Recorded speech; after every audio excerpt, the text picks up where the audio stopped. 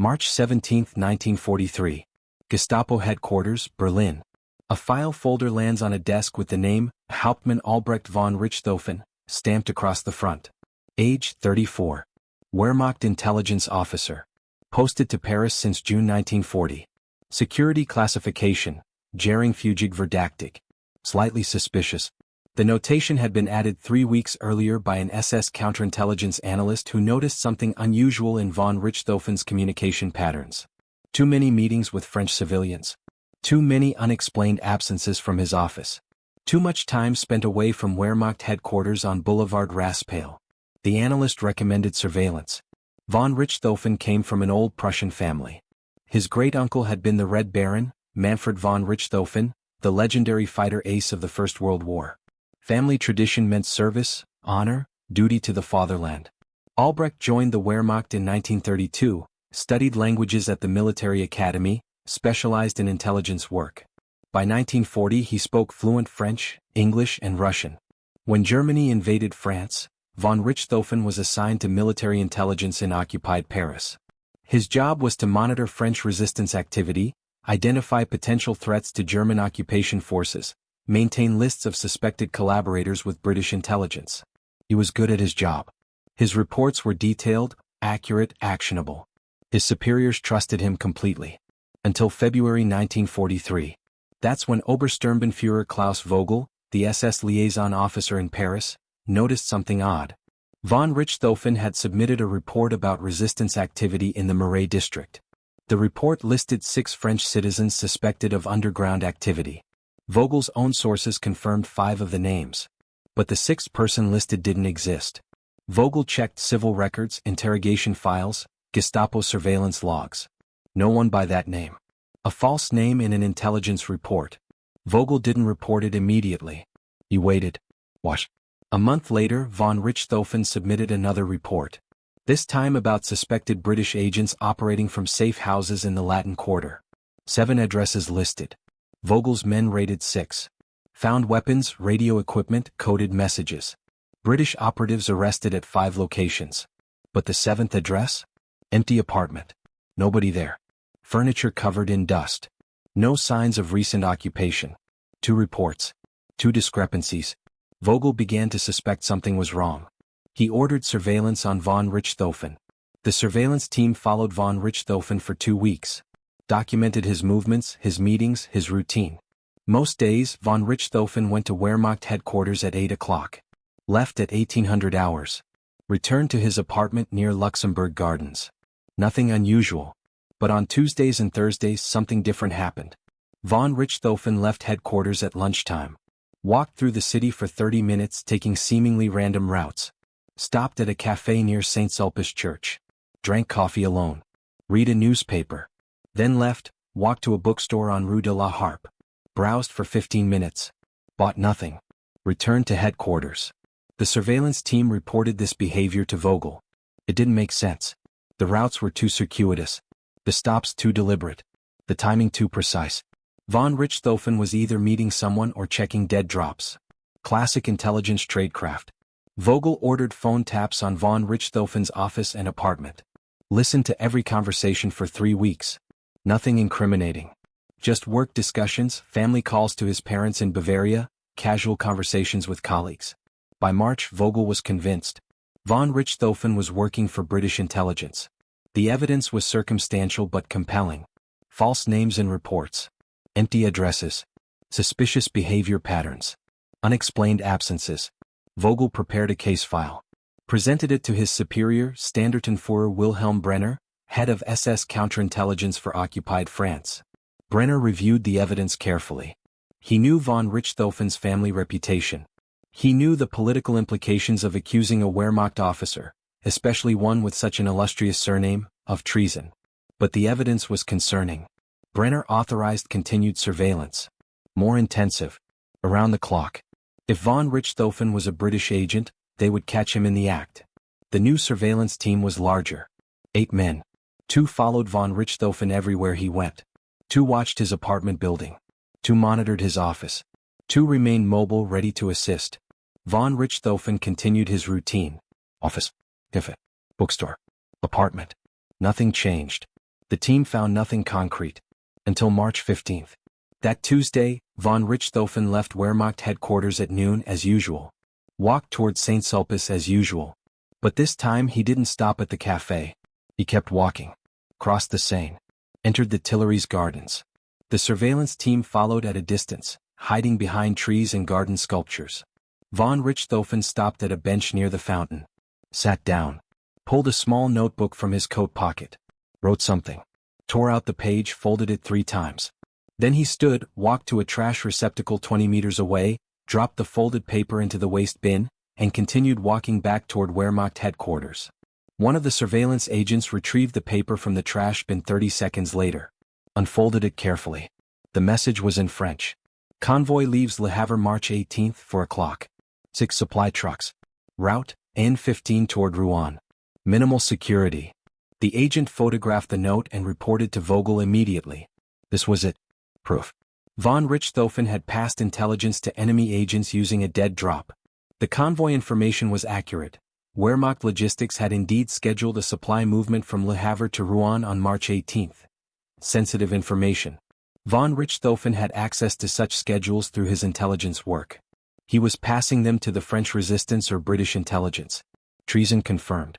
Vogel moved quickly. He couldn't arrest von Richthofen immediately. Better to catch him red-handed, with witnesses, with documentation that would stand up in a military tribunal. Better to let him continue his routine, monitor his next dead drop, identify his contact on the other side. But Brenner overruled him. Too risky. Von Richthofen had access to too much sensitive information. He needed to be arrested immediately. On March 17th at 6:30, Gestapo agents surrounded von Richthofen's apartment building near Luxembourg Gardens. 6 men. 2 at the front entrance. 2 at the back. 2 on the stairwell. They knocked on his door at 6:35. Von Richthofen answered, still in his sleeping clothes, confused by the early visit. Hauptmann von Richthofen, you are under arrest on suspicion of espionage and treason against the German Reich. The words echoed in the narrow hallway of the apartment building as Gestapo agents pushed past him, searching rooms, opening drawers, pulling books from shelves, tearing through closets. Von Richthofen stood motionless, hands at his sides, face expressionless. His career was finished. His family name would be destroyed. And the truth, the real truth, was hidden where no one would find it. The interrogation room at Gestapo headquarters on Rue des Saussayes was small, windowless, illuminated by a single overhead bulb that cast harsh shadows across the concrete walls.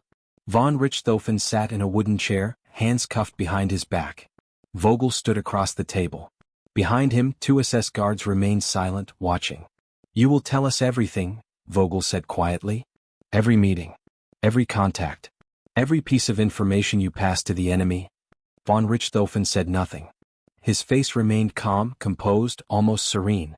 Vogel expected defiance or fear. Instead he saw something else. Acceptance. We found the note, Vogel continued. The convoy information. March 18th. We know you left it in the Tuileries.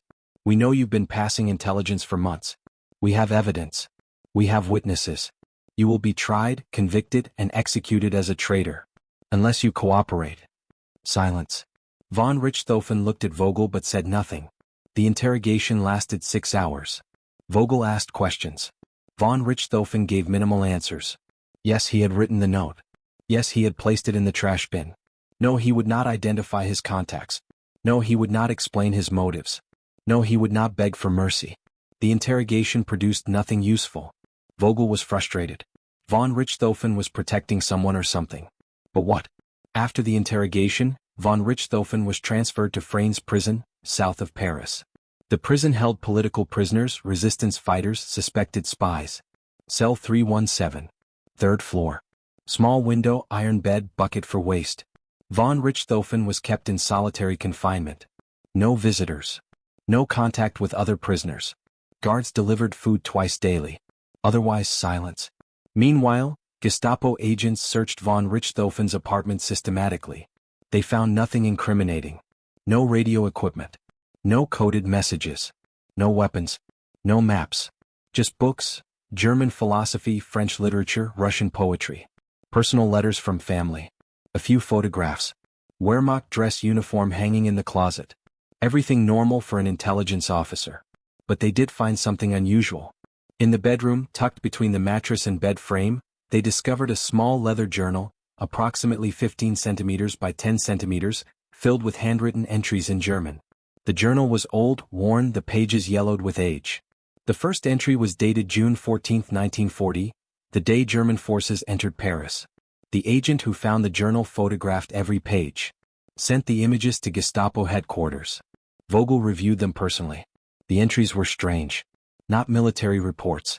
Not intelligence notes. Personal reflections. Observations about Paris.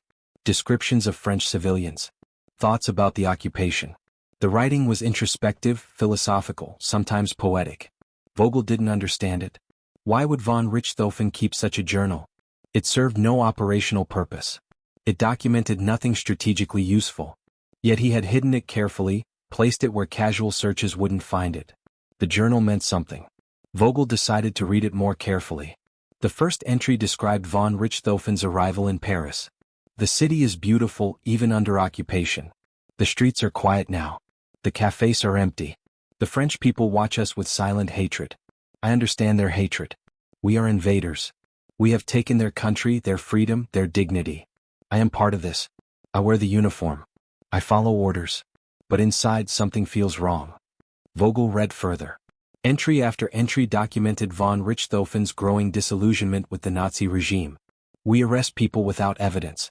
We interrogate citizens without cause. We destroy lives based on suspicion alone. This is not the Germany I believed I was serving. This is not the honor my great-uncle fought for in the last war. One entry from July 1940 described an incident at a cafe. Von Richthofen had been sitting alone, drinking coffee, reading a newspaper. An elderly French woman approached him cautiously. She spoke to him in broken German. Asked if he knew what happened to her son, arrested 2 days earlier by Gestapo agents. Von Richthofen checked his files later. The son had been executed as a suspected resistance member. Evidence, none. I told her I didn't know, von Richthofen wrote in his journal. I lied to her. I knew her son was dead. Killed for nothing. No trial. No evidence. Just suspicion and fear. She thanked me for listening. Said I seemed kind for a German officer. I wanted to tell her the truth. But what good would truth do? Her son would still be dead. And telling her would only cause more pain. So I lied. And I have been lying ever since. Vogel stopped reading. He understood now. Von Richthofen wasn't a British agent working for money or ideology. He was something more dangerous.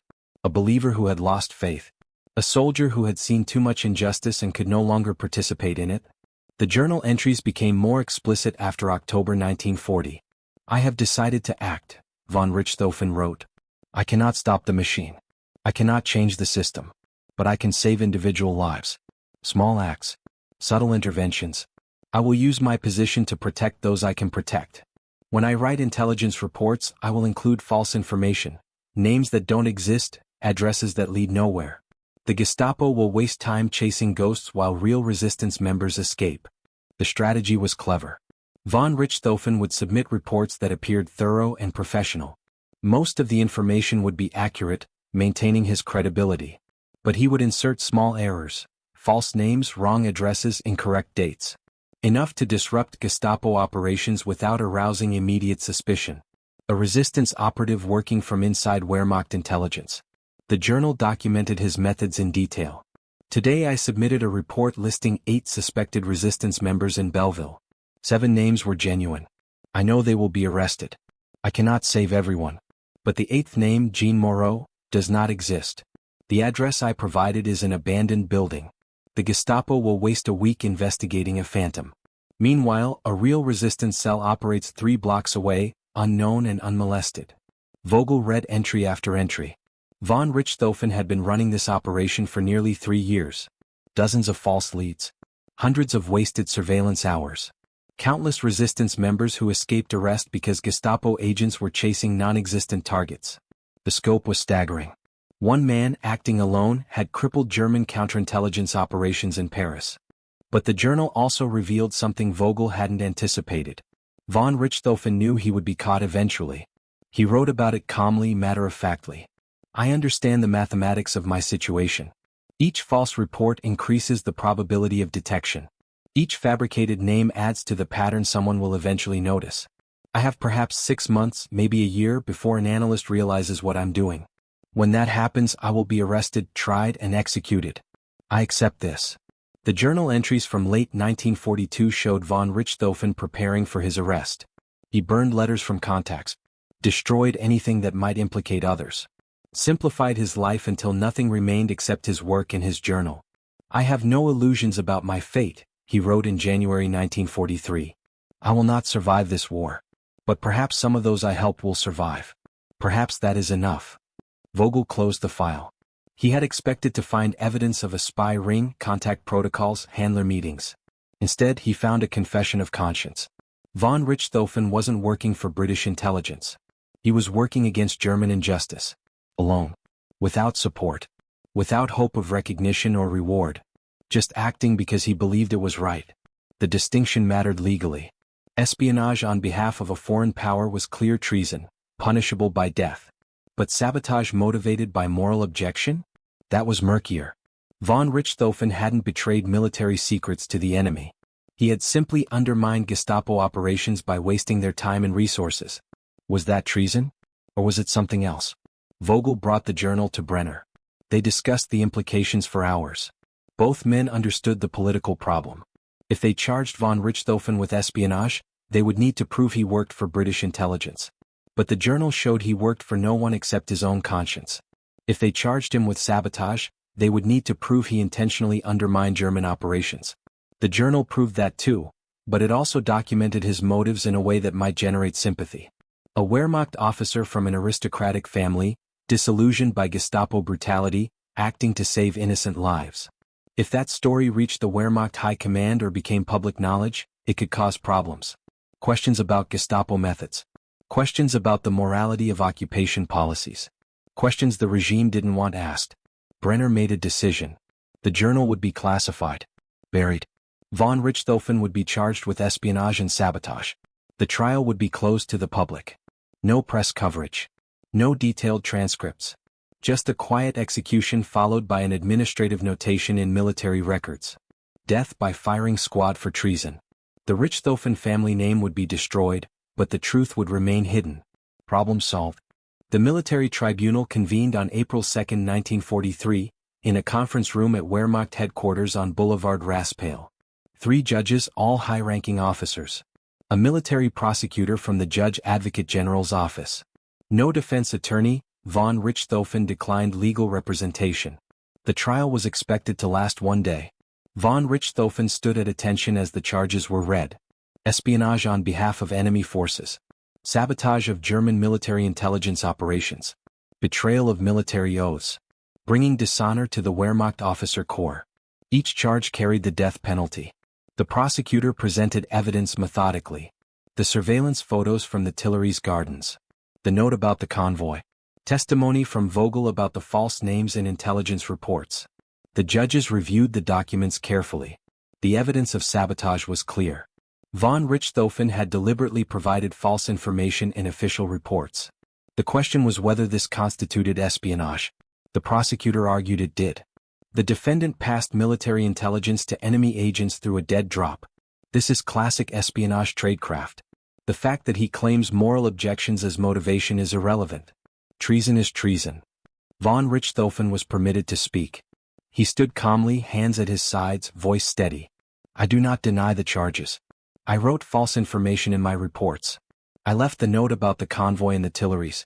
I acted deliberately to undermine Gestapo operations. But I was not working for British intelligence. I was working for my conscience. He paused. The courtroom was silent. I joined the Wehrmacht to serve Germany, he continued. I believed in duty, honor, service to the fatherland. But over 3 years in Paris, I saw what the occupation had become. Mass arrests without evidence. Executions without trials. Torture. Terror. This is not the Germany I swore to defend. This is not the honor my family name represents. The judges listened without expression. Von Richthofen continued. I could not stop the system. I could not change policy. But I could save individual lives. A Jewish family here.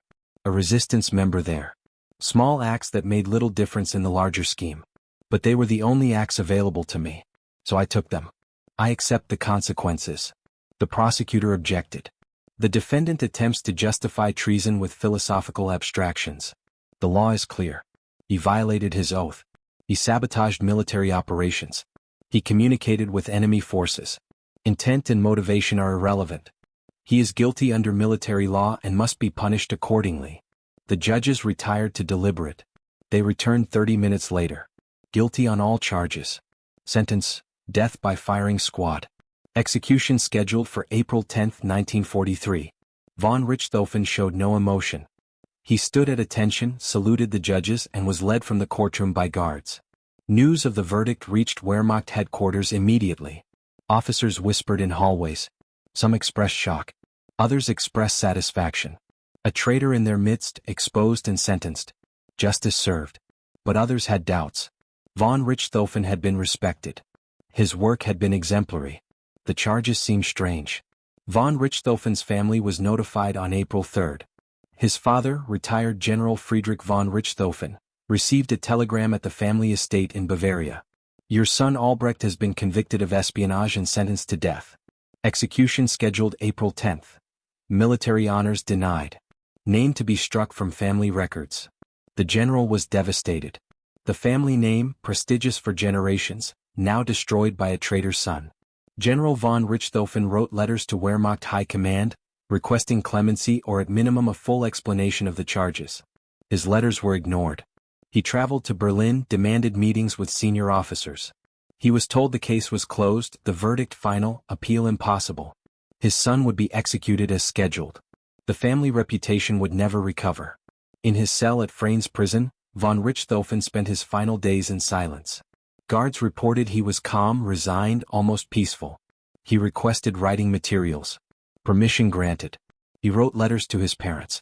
Long letters explaining his actions, expressing love, apologizing for the shame he had brought to the family name.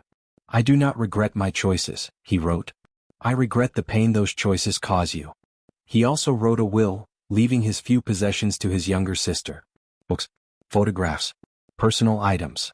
Nothing of significant value. And he requested one thing: please see that my journal is preserved. Someday someone will understand why I acted as I did. The truth matters even if it comes late. On April 9, the day before his scheduled execution, von Richthofen received an unexpected visitor. Oberst Heinrich Müller, a Wehrmacht intelligence officer who had worked with von Richthofen in Paris. Müller had heard about the conviction and wanted to see his former colleague one final time. The guards allowed a 30-minute visit. Müller entered the cell cautiously. Von Richthofen stood, shook his hand. They sat on the iron bed, speaking quietly. Müller asked the question everyone was asking. Why? Von Richthofen told him. The disillusionment. The moral crisis. The decision to act. Müller listened without judgment. When von Richthofen finished, Müller was silent for a long moment. I understand, Müller finally said. I've seen the same things in Paris. The arrests. The interrogations. The brutality. I told myself it was necessary for security, but I think I was lying to myself. You had the courage to act. I did not. Von Richthofen shook his head. It was not courage. It was necessity. I could not continue living the lie. Müller entered the cell cautiously. Von Richthofen stood, shook his hand. They sat on the iron bed, speaking quietly. Müller asked the question everyone was asking. Why? Von Richthofen told him. The disillusionment. The moral crisis. The decision to act. Müller listened without judgment. When von Richthofen finished, Müller was silent for a long moment. I understand, Müller finally said. I've seen the same things in Paris. The arrests. The interrogations. The brutality. I told myself it was necessary for security, but I think I was lying to myself. You had the courage to act. I did not. Von Richthofen shook his head. It was not courage. It was necessity. I could not continue living the lie. Müller promised to remember von Richthofen's truth. Whatever happens to your reputation, whatever the official records say, I will remember what you told me today. And someday if Germany survives this war, I will tell others. Your truth will not be forgotten. Von Richthofen thanked him. They shook hands. Müller left the cell. He would keep his promise. April 10, 1943. Von Richthofen was removed from his cell at 6 o'clock. Led through corridors, downstairs into a courtyard behind Freynes prison. A firing squad of 8 Wehrmacht soldiers stood at attention. An officer read the execution order aloud. Von Richthofen was offered a blindfold. He declined. The officer asked if he had final words. Von Richthofen spoke clearly, his voice steady. I die without regret. I betrayed the regime, but I remained faithful to my conscience. That is enough. The officer stepped back. The firing squad raised their rifles. Bereit. Ziel. Fewer. 8 rifles fired simultaneously. Von Richthofen fell. The prison doctor confirmed death at 6:15. His body was buried in an unmarked grave at a municipal cemetery outside Paris. No ceremony. No military honors. No headstone. Just an administrative notation. Unknown German soldier. Died April 10, 1943. The Wehrmacht issued a brief statement.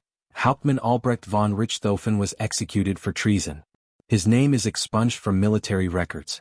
His family name is dishonored. The journal remained in Gestapo files, classified and forgotten. Vogel filed it with other evidence, marked sensitive material, no public access.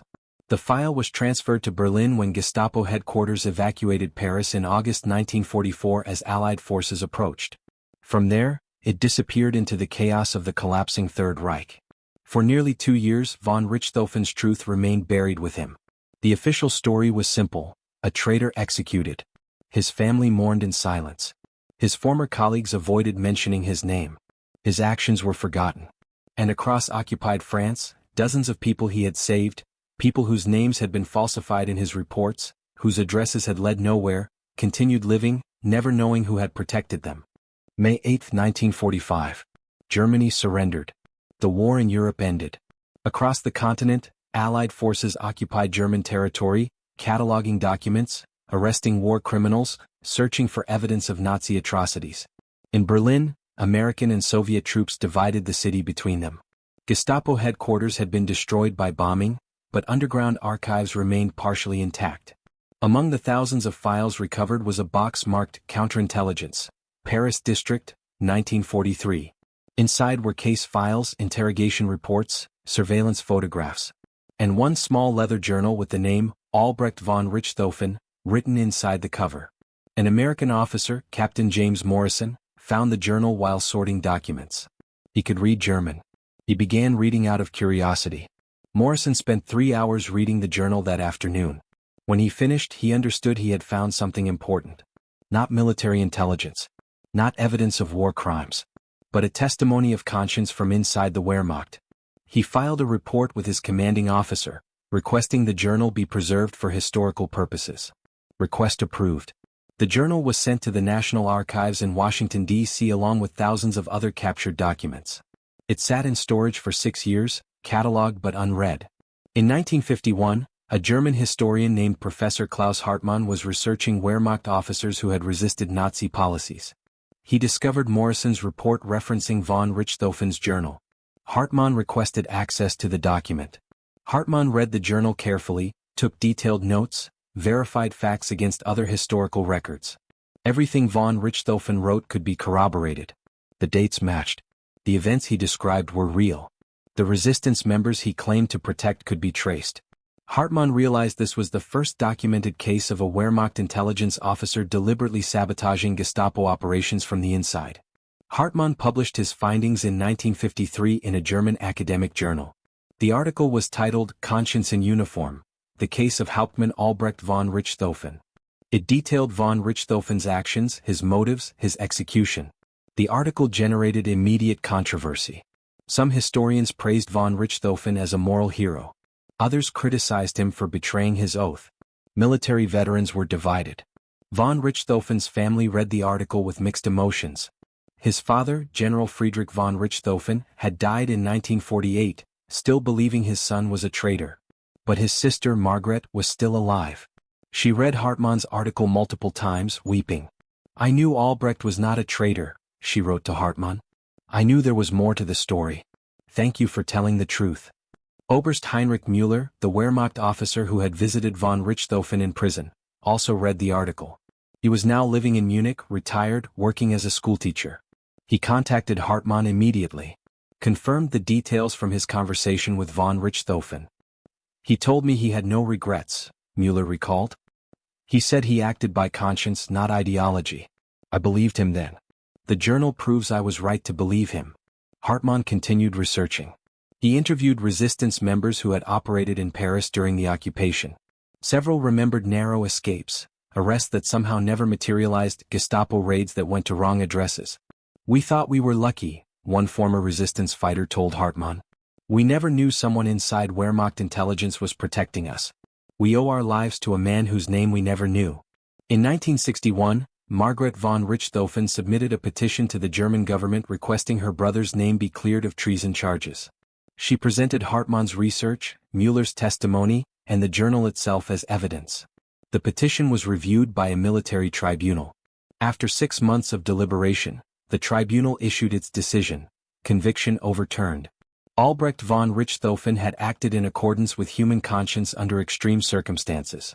His actions, while technically violations of military law, were morally justified.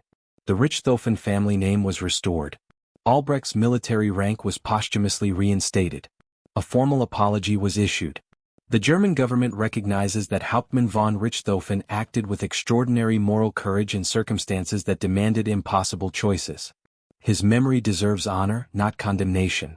In 1965, a memorial plaque was placed at the site of Fraynes prison, where von Richthofen had been executed. The inscription read, "In memory of Hauptmann Albrecht von Richthofen, 1909 to 1943. Wehrmacht intelligence officer who risked his life to save others. Executed for following his conscience. His courage remains." Today, von Richthofen's journal is preserved at the German Resistance Memorial Center in Berlin. Visitors can read photocopies of the original pages, see photographs of von Richthofen in uniform, learn about his life and death. The exhibit is titled "One Man's War: Resistance from Within." Historians continue debating von Richthofen's legacy. Was he a hero or a traitor? Did his actions make a meaningful difference? Could one man working alone really disrupt Gestapo operations significantly? The numbers suggest yes. Records show that between 1940 and 1943, Wehrmacht intelligence in Paris submitted approximately 1,200 reports to the Gestapo. Of those, researchers have identified at least 73 containing false or misleading information consistent with von Richthofen's methods.